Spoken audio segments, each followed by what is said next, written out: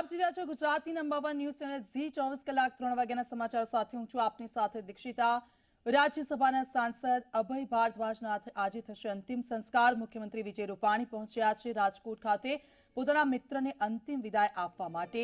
મુખ્યમંત્રી વિજય રૂપાણી તેમની સાથે વિધાનસભાના અધ્યક્ષ રાજેન્દ્ર ત્રિવેદી પણ હાજર। સરકારના મંત્રીઓ ભૂપેન્દ્રસિંહ ચુડાસમા અને જયેશ રાદડિયા પણ આપશે અંતિમ વિદાય। રાજકોટ સ્થિત નિવાસસ્થાને ભાજપના દિગ્ગજો સહિત સ્થાનિક આગેવાનો અને પરિવારજનોએ અભય ભારદ્વાજના પાર્થિવ દેહના કર્યા અંતિમ દર્શન। કાલાવડ રોડ પર આવેલા મોટા મહુવા સ્મશાન ગૃહ ખાતે કરાશે અંતિમ વિધિ। અંતિમ યાત્રામાં માત્ર પરિવારજનોની રહેશે ઉપસ્થિતિ। અભય કુમાર ગણપતરામ ભારદ્વાજનો જન્મ 2 એપ્રિલ 1954ના રોજ પૂર્વ આફ્રિકાના યુગાન્ડાના જીજા શહેરમાં થયો હતો। તેઓ નાનપણથી જ અભ્યાસમાં રુચિ ધરાવતા હતા, જેને કારણે યુગાન્ડા સરકારે તેઓને ખાસ શિષ્યવૃત્તિ એનાયત કરી હતી। તો રાજ્યસભાના સાંસદ અભય ભારદ્વાજ કે જેમના નિધનના સમાચાર આવતાની સાથે જ એક શોકનો માહોલ। પ્રધાનમંત્રી નરેન્દ્ર મોદીએ ટ્વીટ કરી શ્રદ્ધાંજલિ અર્પણ કરી, સાથે જ આજે તેમના પાર્થિવ દેહને તેમના નિવાસ સ્થાને અંતિમ દર્શન માટે લાવવામાં આવ્યો છે, ત્યારે તમામ મંત્રીઓ ત્યાં પહોંચ્યા છે। સીએમ વિજય રૂપાણી ત્યાં પહોંચ્યા, અધ્યક્ષ રાજેન્દ્ર ત્રિવેદી પણ ત્યાં પહોંચ્યા છે। ત્યારે તેમના જો અંતિમ દર્શન માટે પરિવારજનો અને તમામ લોકો તેમના નિવાસ સ્થાને 3 વાગ્યાની આસપાસ તેમની અંતિમ વિધિ કરવામાં આવશે। કોરોનાની ગાઈડલાઈન પ્રમાણે અંતિમ વિધિમાં પરિવારજનો ઉપસ્થિત રહેશે।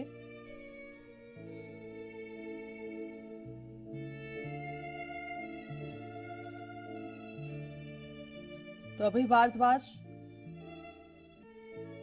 તેમની જો વાત કરવામાં આવે તો મુખ્યમંત્રી વિજય રૂપાણીના તેઓ કોલેજ કાળના ખૂબ સારા મિત્ર હતા અને પોતાના મિત્રને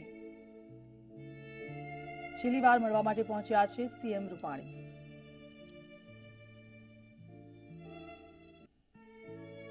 આપણી વચ્ચે નથી, કલ્પના જ કરવી આજે મુશ્કેલ છે। પરિવારને તો મોટી ખોટ પડી છે, પણ ભારતીય જનતા પાર્ટીને અને સમાજ જીવન અનેક સાથીદાર મિત્રોને પણ આજ ખોટ છે। એક જુઝારું નેતૃત્વ, એક સ્પષ્ટ વક્તા અને વિદ્વાન વકીલ તરીકે એમણે કામ કર્યું છે। અમારા એક વડીલ તરીકે, પરિવારના એક મેમ્બર તરીકે હું કાયમ વર્ષોથી અમે સાથે રહ્યા છીએ। અગાઉ જનતા મોરચો હતો ત્યારે જનતા મોરચાના મહામંત્રી હતા રાષ્ટ્રીય પ્રમોદ મહાજન સુરબણી સ્વામી, એમની વખતે કામ કર્યું છે। તો આવા એક જનસંઘ સ્વયંસેવક ભાજપમાં વર્ષોથી કામ કરતા રહ્યા છે। સરકારમાં પણ લો કમિશનના મેમ્બર હતા, સેન્ટ્રલમાં રાજ્યસભાના સભ્ય રહ્યા। એ સમયમાં પણ એમણે તો એમની પ્રવૃત્તિ ચાલુ રાખીને એમના માધ્યમથી આજે આપણી વચ્ચે નથી। જો હોત તો 6 વર્ષના અંતે એક આદર્શ સંસદ તરીકે પ્રસ્થાપિત થયા હોત એવું મારું માનવું છે। ભારતીય જનતા પાર્ટી રાજકોટ મહાનગરની કાલે સંગઠનની ટીમ મેં સવારે જાહેર કરી ત્યારે સ્વાભાવિક રીતે કાર્યકર્તામાં એક ઉત્સાહ હતો, કાર્યાલયે સૌ એકત્ર થયા હતા। ત્યારબાદ બપોરે જ આ સમાચાર આવ્યા એટલે એક દુઃખ, સ્વાભાવિક રીતે શોક હોય અને એક સન્નાટો એ પ્રસરી ગયો હતો, કારણ કે અભયભાઈએ મારા જેવા અનેક કાર્યકર્તાઓની કારકિર્દીમાં એમનું મોટું યોગદાન રહ્યું છે। યુવાનોના પ્રેરણા સ્ત્રોત હતા। અમારે ક્યાંય પણ તકલીફ પડે તો હંમેશા અમને એનું માર્ગદર્શન મળતું હતું। કોરોનાની મહામારીમાં સપડાયા અને 92 દિવસ સુધી એની સારવાર ચાલી। કાલ રાત એને એટેક આવ્યો, ત્યારબાદ આપણી વચ્ચે નથી। સ્વાભાવિક દુઃખ છે। ત્યારે આપણે ઓલી કહેવત છે કે ઈશ્વર સામે મનુષ્ય એ પાંગડો સાબિત થાય છે।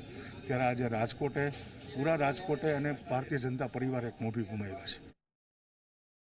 મારા રાજકીય કારકિર્દીની શરૂઆત હતી અને હું ફોર્મ ભરવા જઈ રહ્યો હતો ત્યારે હું અભયભાઈના આશીર્વાદ લેવા માટે આવ્યો હતો। સતત 1 કલાક સુધી મને બેસાડી અને રાજકીય જીવન કેવી રીતના રાજકીય જીવન હોવું જોઈએ, કેવી રીતના લોકોની વચ્ચે જઈ શકી, દરેક સમાજને હારે લઈને કેવી રીતના હાલી શકી, ખાસ કરીને મને અભયભાઈ ભારદ્વાજ પાસેથી પ્રેરણા મળતી રહેતી હતી। હું એવું માનું છું કે મારા જેવા અનેક કાર્યકર્તાઓને અભયભાઈની ખોટ કાયમ માટે વર્તાવાની છે અને એ પણ અમે માની છીએ કે અભયભાઈ સતત અમારી વચ્ચે રહેવાના છે।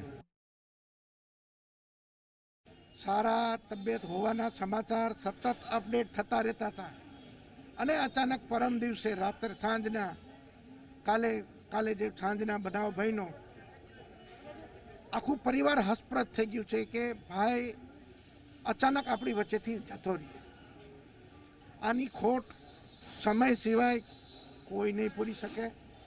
આજે એ જ અમારી વચ્ચે નથી રહ્યા ત્યારે અમને પણ ખબર નથી કે હવે એકબીજાના હૂંફ સિવાય અમારી પાસે કોઈ બીજો વિકલ્પ નથી, પણ ભગવાનને પ્રાર્થના કરીએ કે આ આઘાતમાંથી અમારો પરિવાર ઝડપથી બહાર આવે અને લોકોની વચ્ચે લોકોની સેવા કરવામાં પાછા અમે લોકો અમારો પરિવાર લાગી જાય એવી જ પ્રભુ પાસે પ્રાર્થના કરીએ. તો તેમની સાથે જે લોકો જોડાયેલા હતા તેઓએ પોતાના સ્મરણો આજે યાદ કર્યા. સ્પષ્ટ વક્તા, એક ખૂબ જ સારા સામાજિક કાર્યકર, એક વકીલ અને તેમની હાથ નીચે ઘણા બધા જુનિયર વકીલો પણ તેમણે તૈયાર કર્યા છે. બાર કાઉન્સિલમાં બિનહરીફ પ્રમુખ તરીકે પણ તેઓ ચૂંટાઈ આવ્યા એવા અભય ભારદ્વાજ હવે આપણી વચ્ચે નથી રહ્યા. તેમના નિવાસ સ્થાનના સીધા દ્રશ્યો. રક્ષિત પંડ્યા અમારી સાથે જોડાઈ ગયા છે. રક્ષિત, લગભગ હવે 3 વાગી ચૂક્યા છે ને તેમના અંતિમ સંસ્કારની તૈયારીઓ થઈ રહી છે, ત્યારે કોણ કોણ ત્યાં પહોંચ્યું છે તેમના અંતિમ દર્શન માટે અને અંતિમ ક્રિયામાં કોણ કોણ હાજર રહેશે? દીક્ષિતા, બિલકુલ જે રીતે વાત કરવામાં આવે તો હવે અંતિમ દર્શન છે તે તમામ લોકોએ કરી લીધા છે અને હવે રાજકોટના તાલાવા રોડ પર આવેલા મોટા મવા સ્મશાન ખાતે તેમના જે પાર્થિવ દેહ છે તેમના અંતિમ સંસ્કાર છે તે કરવામાં આવશે. તે માટેની તૈયારીઓ છે તે પણ પૂર્ણ કરી દેવામાં આવી છે. હાલમાં રાજકોટના અવિમાર્ગ સ્થિત તેમના નિવાસ સ્થાનેથી તેમનો પાર્થિવ દેહ છે તેને જે સ્મશાન ગૃહ છે ત્યાં સુધી લઈ જવામાં આવી રહ્યો છે. તમામ લોકોએ અંતિમ દર્શન છે તે કરી લીધા છે અને હાલમાં હવે તમામ લોકોને અત્યારે દર્શન છે તે બંધ કરી દેવામાં આવે છે અને હવે ત્યારબાદ તેમને અંતિમ સંસ્કાર માટે છે તે લઈ જવામાં આવશે. ને જે રીતે દર્શનની વાત કરવામાં આવે તો અનેક રાજકીય નેતાઓ, આગેવાનો અને તેમની સાથે સાથે સામાજિક જે લોકો છે તેઓ પણ છે આજે પાર્થિવ દેહના દર્શન છે તે કર્યા હતા. ન માત્ર ભારતીય જનતા પાર્ટી પરંતુ તમામ જેટલા પણ પક્ષના જે રાજકીય લોકો છે તે લોકો પણ આજે આ પાર્થિવ દેહના દર્શન કરવા માટે આવ્યા હતા અને તેઓ પણ આજે અભયભાઈના પાર્થિવ દેહના દર્શન કર્યા હતા. આજે લગભગ 1 કલાક જેટલો સમય સુધી છે તે અહીંયા આગળ તેમના નિવાસ સ્થાને પાર્થિવ દેહના અંતિમ દર્શન છે તે રાખવામાં આવ્યા હતા અને તેમાં પણ ખૂબ મોટી સંખ્યામાં લોકો છે તે અંતિમ દર્શન છે તે કર્યા હતા અને હવે જે તેમનો પાર્થિવ દેહ છે તેમને સ્મશાન ગૃહ તરફ લઈ જવા માટેની તૈયારી છે તે કરવામાં આવી રહી છે અને હવે 2:30 વાગ્યા બાદ એટલે કે 3 વાગી ચૂક્યા છે એટલે થોડી ક્ષણમાં તેમના પાર્થિવ દેહને અંતિમ યાત્રા તરીકે લઈ જાય અને ત્યારબાદ તેમને અત્યારે છે તે સ્મશાન ગૃહમાં લઈ જવામાં આવશે. રક્ષિત, અંતિમ વિધિમાં કોણ કોણ હાજર રહેશે? કારણ કે કોરોનાની ગાઈડલાઈન પ્રમાણે તેમની અંતિમ વિધિ કરાશે.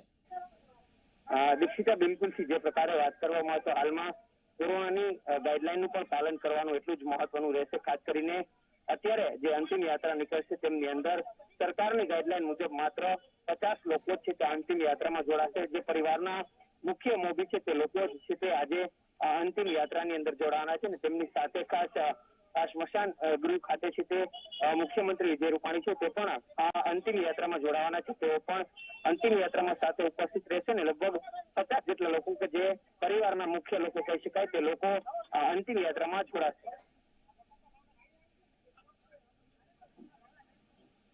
બિલકુલ રક્ષિત, આપની પાસેથી અપડેટ્સ લેતા રહીશું. તો આ દ્રશ્યો આપ જોઈ શકો છો. તેમના પાર્થિવ દેહને તેમના નિવાસ સ્થાન ખાતે 2 વાગે લઈ આવવામાં આવ્યો અને ત્યારબાદ તમામ જે મંત્રીઓ, સીએમ વિજય રૂપાણી પણ ત્યાં પહોંચ્યા અને તેમની સાથે જે લોકો જોડાયેલા હતા, વ્યવસાય વકીલ હતા અને તેમની હાથ નીચે અનેક વકીલો તૈયાર થયા તેવા તમામ લોકો તેમના અંતિમ દર્શન કર્યા અને હવે તેમના પાર્થિવ દેહને અંતિમ સંસ્કાર માટે લઈ જવામાં આવ્યો છે. ત્યારે તમામ લોકો જોડાયા છે. અભય ભારદ્વાજ કે જેમને કોરોના પોઝિટિવ આવ્યો અને ત્યારબાદ તેમની સતત સારવાર ચાલી રહી હતી અને ચેન્નઈ ખાતે તેમને લઈ જવામાં આવ્યા હતા સારવાર અર્થે અને ત્યારબાદ ગઈકાલે જે સમાચાર આવ્યા, માનવામાં ન આવે તેવા સમાચાર, તમામ લોકો સ્તબ્ધ થઈ ગયા. કારણ કે અત્યાર સુધી સતત એવું અપડેટ્સ આવ્યા કરતું હતું કે તેમના તબિયતમાં સુધારો આવી રહ્યો છે અને અચાનક જ તેમના નિધનના સમાચાર આવતાની સાથે જ તેમના પરિવારજનોમાં શોકનો માહોલ, શોકનું મોજું ફરી વળ્યું.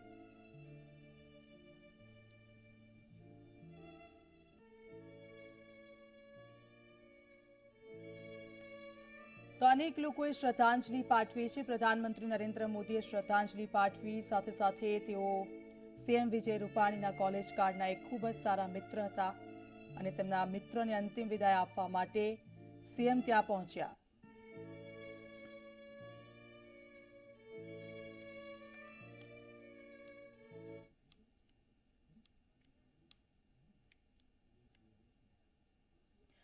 તો નેતાઓને નથી નડતા નિયમો, વાત તેની કરીશું.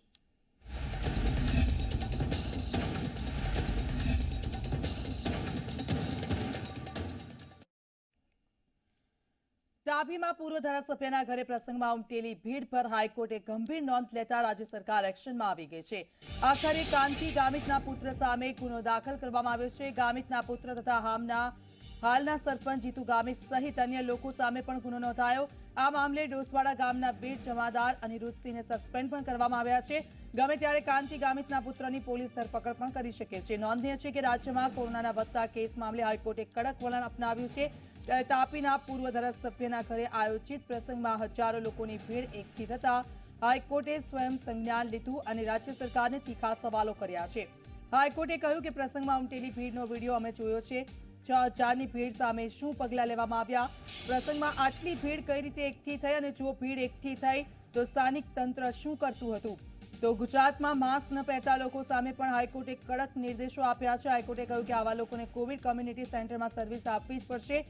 માસ્ક નહીં પહેરનારા વ્યક્તિને ઉંમરલાયકાત અને બાકીની બાબતોને ધ્યાનમાં લઈને કોમ્યુનિટી સર્વિસ માટેની યોગ્ય જવાબદારી સોંપવાની રહેશે. રોજના 5 થી 6 કલાક કોમ્યુનિટી સર્વિસ કરવી પડશે. આ કોમ્યુનિટી સર્વિસનો સમય 5 દિવસથી 15 દિવસ સુધી રાખી શકાશે. રાજ્ય સરકાર આ હુકમની તત્કાલ અમલવારી કરાવે, 1 અઠવાડિયા બાદ રિપોર્ટ રજૂ કરે તેવો પણ હાઈકોર્ટે હુકમ કર્યો છે.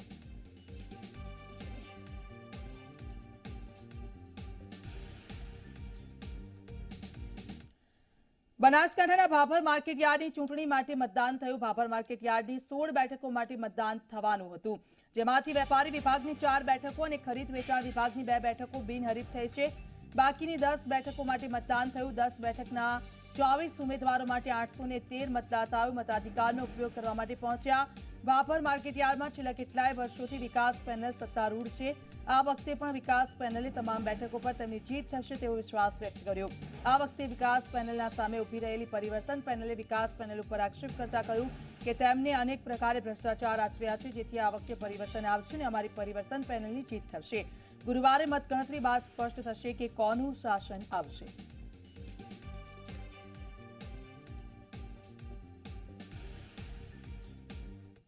આજે માર્કેટયાર્ડની ચૂંટણી નથી મતદાન થાયેલું, એમાં હું મતદાન કરવા આવેલો છું. અત્યારે વર્ષોથી એકનું એક હતું શાસનને લીધે અમે જે સારું કામ કરશે અને સારા ઉમેદવારો જીતશે અને કાંઈ પણ ખેડૂતોનો વિકાસ થશે એને અમે મત આપવાના. ખેતીવાડી ઉત્પન્ન બજાર સમિતિની આજે ચૂંટણીમાં ખેડૂત વિભાગની 10 બેઠકો માટે ચૂંટણી થયેલ છે. એમાં 24 ઉમેદવારો છે. મારી પેનલના 10 ઉમેદવારો લડે છે, બાકીના સામેની પેનલના છે. એ 10 ઉમેદવારોને અમે વિજય બનાવશું એવો અમને મતદારો તરફથી આવકાર મળી રહ્યો છે અને સારા વોટે બધાએ જીતશે અને 6 બેઠકો મારી બિનહરીફ થયેલી છે, એટલે અમારી આખી પેનલ વિજય બનશે. નહીં, પરિવર્તન પેનલ જીતશે.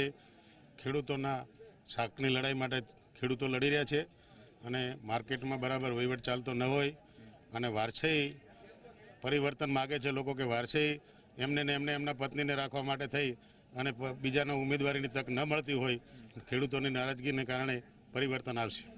ખેડૂતોની અંદર ખેડૂતોના માલ માટે ખેડૂતો લઈને આવતા હોય એમને ન્યાય નથી મળતો.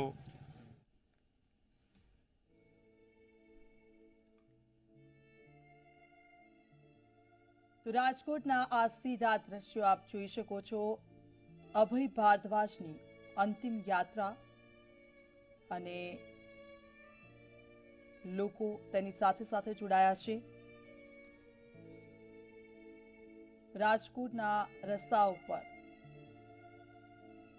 તેમની જે અંતિમ યાત્રા નીકળી છે, અંતિમ વિધિ થોડીક જ વારમાં થશે. પરિવારજનો તેમાં ઉપસ્થિત રહેશે. કોરોનાની ગાઈડલાઈન પ્રમાણે અંતિમ સંસ્કાર કરવામાં આવશે અને તે પહેલાના આ દ્રશ્યો રાજકોટના તેમના નિવાસ સ્થાનેથી તેમની અંતિમ યાત્રા નીકળી છે. જે શબવાહિની છે તેને ફૂલોથી શણગારવામાં આવી છે. તેમને શ્રદ્ધાંજલિ અર્પણ કરવામાં આવી રહી છે. રાજકોટના રોડ પરના આ દ્રશ્યો, રસ્તા પર રહેલા તમામ વ્યક્તિઓ તેમના અંતિમ દર્શનની એક ઈચ્છા વ્યક્ત કરી હતી અને તેમના પાર્થિવ દેહને તેમના નિવાસ સ્થાને અંતિમ દર્શન માટે રાખવામાં આવ્યો હતો. ત્યારે નિવાસ સ્થાનેથી તેમના પાર્થિવ દેહની હવે જે સફર શરૂ થઈ છે, અંતિમ સફર તેમની, અને તેમના અંતિમ સંસ્કાર થોડીક જ વારમાં કરવામાં આવશે. પરિવારજનો તેમાં ઉપસ્થિત રહેશે. ઘણા લાંબા સમયથી તેઓ રાજ્યસભાના સાંસદ બન્યા બાદ સતત વ્યવસાય વકીલ અને અત્યાર સુધી તેમના હાથ નીચે જે લોકોને તેમણે તૈયાર કર્યા છે, તમામ લોકોએ તેમને આજે શ્રદ્ધાંજલિ અર્પણ કરી છે.